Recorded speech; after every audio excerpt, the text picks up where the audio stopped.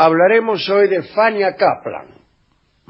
¿Quién era? ¿Quién era Fania Kaplan? No lo sé. Bueno, Fania Kaplan era una muchacha que había nacido en 1890 en un pueblo de la región de Volinskaya Gubernia, allá en el oeste de Ucrania, cerca de donde el diablo perdió el poncho. Fue una de 8 hermanos de una familia judía religiosa.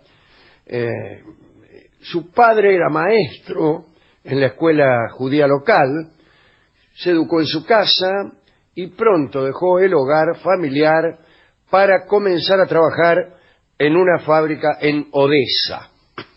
Durante la Revolución de 1905, Fania se acercó al anarquismo y participó en grupos de Odessa y también de Kiev.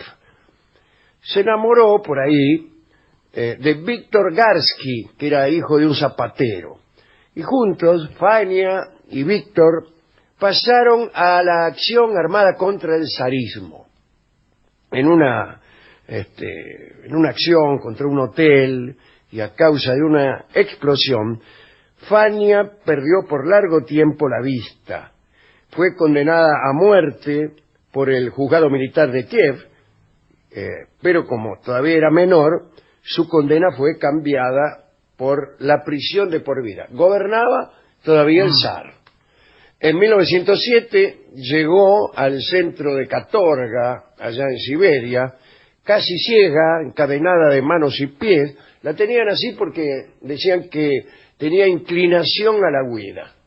Está muy bien eso. Sí, sí. También lo llevaron en cana a Víctor, su novio. Todavía así, medio sorda incluso, por el incidente del hotel, parece que sufría fuertes dolores, cayó en una depresión, imagínense, en cana, en Siberia, medio ciega, medio sorda. Es difícil, sí, encontrar un estímulo. Trasladada al hospital, fue conducida más tarde a otra cárcel, también allí en Katorga, pero otra. Y allí se encontró con otros revolucionarios y bajo su influencia se alejó del anarquismo y empezó a tener ideas propias de eseristas. Los eseristas eran socialrevolucionarios que se oponían a los bolcheviques. Bueno, los líderes principales fueron primero Víctor Chernov y después Alexander Kerensky, fundador de la famosa República de Kerensky. Kerensky era básicamente un moderado enemigo de Lenin, de Trotsky, de esa gente. En 1913, por una amnistía general, parece que se celebraban los 200 años, o los 300, no me acuerdo, del reino de la familia Romanov, serían 300. Y le redujeron la condena a 20 años.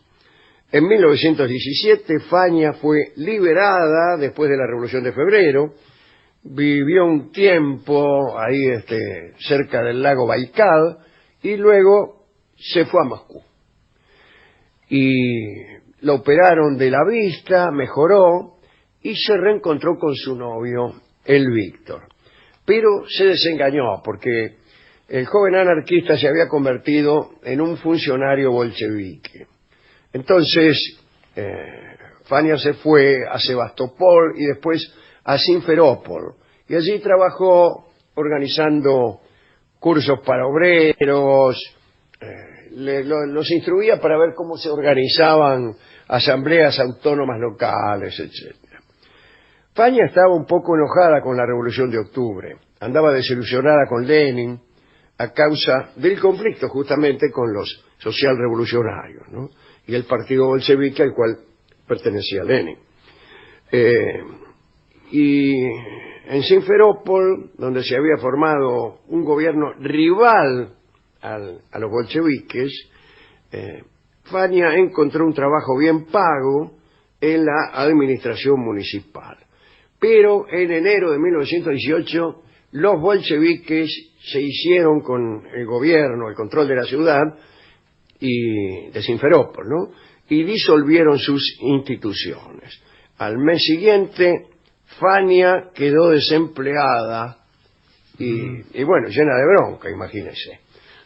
Regresó a Moscú Ahí vivió oscuramente, se desconocen sus actividades en esos meses, pero el 13 de agosto de 1918, y esto es lo que queríamos contar, todo lo demás Sí, no importa. era para llegar. Ese día, el 13 de agosto de 1918, en la fábrica de armamento que se llamaba Misalson, en los suburbios de Moscú, se organizó un meeting donde el invitado era Lenin. Bueno, después del meeting, eran por ahí 10:30 de la noche, en el patio de la fábrica, mientras Lenin se disponía a subirse a su coche, Fania le gritó algo.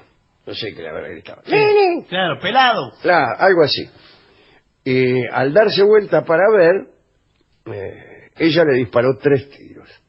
Uno le atravesó el abrigo, el otro se lo encajó en el hombro y el otro en un pulmón. Bueno, imagínese, ¿no? Fania se escabulló, fue capturada por los obreros y no hubo testigos en realidad de que fuese ella quien disparó contra Lenin. La oscuridad en el patio de la fábrica, la multitud presente, lo inesperado del ataque, hicieron imposible la identificación fidedigna del asaltante y las declaraciones de los testigos eran tan oscuras como el patio de la fábrica. Lenin fue inmediatamente trasladado a sus aposentos del Kremlin. Se temía que hubiera otros conspiradores tramando su asesinato, e incluso Lenin se negó a salir del Kremlin para recibir atención médica. Y le hicieron unas curaciones ahí mismo en el Kremlin. Los médicos fueron incapaces de extraer las balas, digamos, sin contar con instalaciones sanitarias adecuadas. Pese a la gravedad de las heridas, Lenin sobrevivió, pero su estado de salud nunca se recuperó de este ataque y se cree que el atentado influyó muchísimo en la prematura decrepitud que terminó con su vida. Muy poco tiempo después. 4 años después ya estaba muerto. El asunto se convirtió en algo muy incómodo para el poder bolchevique. Esta chica, la Kaplan, fue encarcelada e interrogada por la Checa, que así se llamaba en aquel entonces la policía secreta. Después de diversos cambios de nombre, vino a dar en la KGB. Claro. El antecedente era la Checa. En su primer interrogatorio, Fania gritó que había disparado a Lenin. La apretaron un rato y dice, sí, yo le disparé. Pero después no dijo nada más. Incluso se negó a firmar la declaración. La llevaron a la Lubyanka, que era la cárcel donde metían a todo el mundo. Interrogada por altos funcionarios del gobierno, ya el gobierno era el gobierno de los bolcheviques, se negó a aportar datos sobre el ataque y sobre cualquier otra cosa.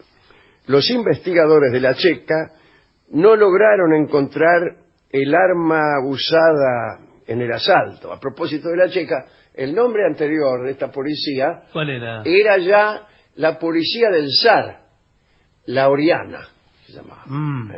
Bueno, no lograron... La Checa ya era soviética. Sí, ya era soviética. Sí, claro.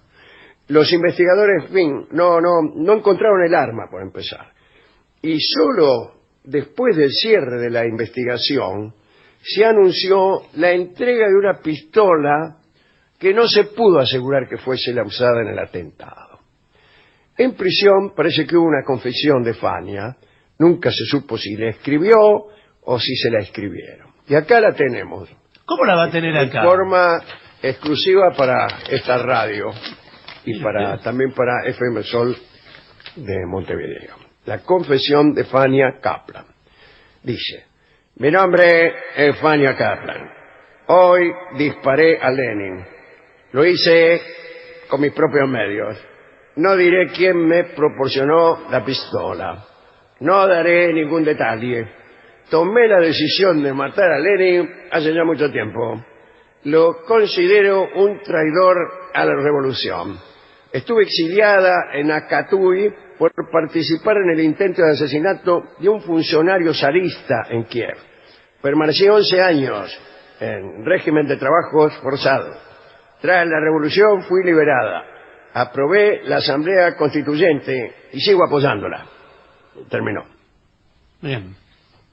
El 3 de septiembre de 1918, Fania fue fusilada en el patio del Kremlin sin juicio. Ordenaron que desaparecieran sus restos, fueron incinerados. No se llevó a cabo ningún peritaje balístico ni de huellas dactilares. No hay ninguna prueba de que esta chica sostuviera el revólver en las manos en ningún momento. Lo único que se sabe en nuestros días es que la bala extraída del cuello de Lenin después de su muerte había sido lanzada desde un revólver Browning. El único hecho que confirma que disparara Kaplan es un reconocimiento del que se duda, o sea, su propio testimonio. Resumamos, no se sabe si se armó el atentado, si hizo una operación con un chivo expiatorio o si ella lo disparó, no se sabe. Esa misma tarde se acusó al partido, la tarde del asesinato, la tarde subsiguiente, Sí. me imagino yo, ¿no? Se acusó al Partido Social Revolucionario, los eseristas, de ser autores del atentado. Pero el Comité Social Revolucionario lo negó. Pero igual, se hicieron arrestos masivos de social revolucionarios. Con estos atentados, el gobierno soviético desató el terror rojo en el otoño de 1918. Las represiones masivas se llevaron a cabo sin proceso judicial, junto, la policía, pesados de la Agencia de Inteligencia Militar Bolchevique, todos dirigieron esas operaciones. Durante el terror rojo se hicieron al menos 10.000 ejecuciones. El propósito de esta campaña era la lucha con los contrarrevolucionarios, a quienes los bolcheviques consideraban enemigos del pueblo. Muchos proclamaron abiertamente que el terror rojo era necesario para la eliminación de las anteriores clases dirigentes. El atentado contra Lenin acentuó la guerra civil entre los rojos, que eran los bolcheviques, y los blancos, los famosos rusos blancos. El ejército blanco estaba formado por mencheviques. Los mencheviques quiere decir minoría, ¿sabe usted? Ah, mire. Y bolchevique quiere decir mayoría, exactamente. Mencheviques, pero también exaristas, liberales, religiosos, ¿no? Ingleses, Estaban todos juntos. yanquis, todo eso era el ejército blanco. La Unión Democrática. Sí, sí. Tanto se profundizó que se transformó en uno de los choques más espeluznantes de la historia, y mucho no se habla de eso. Murieron alrededor de 5 millones de personas entre el año 17 y el año 23. Y ahí están las razones también de todos los migrantes rusos del mundo, incluidos los rusos judíos que emigraron por los pogromos. Pero bueno, ya algún día vamos a hacer una charla sobre eso. Como epílogo, podríamos lanzar una especie de teoría conspirativa, que sería esta. Lenin sabía que había muchos enemigos deseando acabar con él, incluso con Trotsky, ¿no? Incluso Lenin le preguntó un día a Trotsky, no se querían mucho tampoco, Lenin y Trotsky, ¿no? Le preguntó si los líderes, Sverdlov, que era presidente del Comité Ejecutivo Central, y Bujarin, Nikolai Bujarin, que famosamente fue después ejecutado durante el terror de Stalin, ¿no? Bueno, le preguntó si estos dos tipos, presidente uno, como he dicho, del Comité Ejecutivo Central, y Bujarin era prácticamente el economista más mentado de la revolución. Y le preguntó si andaban con ganas de tomar el poder en caso de que Lenin y Trotsky fueran asesinados. La crónica dice que el aire de Moscú olía a atentado más que nunca. Y Lenin lo presentía o lo sabía y entonces desconfiaba hasta de los médicos que lo habían tratado. Entendía que lo querían despojar del poder. Después del atentado, Sverdlov, el presidente de quien sospechaba Lenin, empezó a comportarse de una manera extraña. Y él fue el que sacó a esta chica, la Kaplan, de la Lubyanka, de la cárcel, y la llevó al patio del Kremlin. Y después ordenó que la fusilaran. Pero bueno, faltaban ese dato último, Sí. es como el principal. Bueno, esto es todo lo que yo tengo que decir. No voy a hablar más. Bueno, sí, Porque pero al final... imagínense, yo no soy batilana de nada. Ya pasó el señor, tiempo. No quiero meterme en problemas. Es la verdad histórica, no ¿no? importa, señor, usted sabe aquí... No. Bueno, pero ese... No me voy a meter en contra de... En esas dos últimas líneas está... no. Se abre otra... Mire si se entera Stalin. Pero ya Stalin no está. Bueno, no importa. ¿Con qué podemos ilustrar esta breve charla acerca del atentado, de este atentado contra Lenin? Bueno, como evidentemente esto sucedió de noche, Sí. Casi a la medianoche, eran las 11 de la noche, vamos a escuchar Medianoche en Moscú, una canción muy famosa internacionalmente, compuesta seguramente rememorando este atentado. No sé.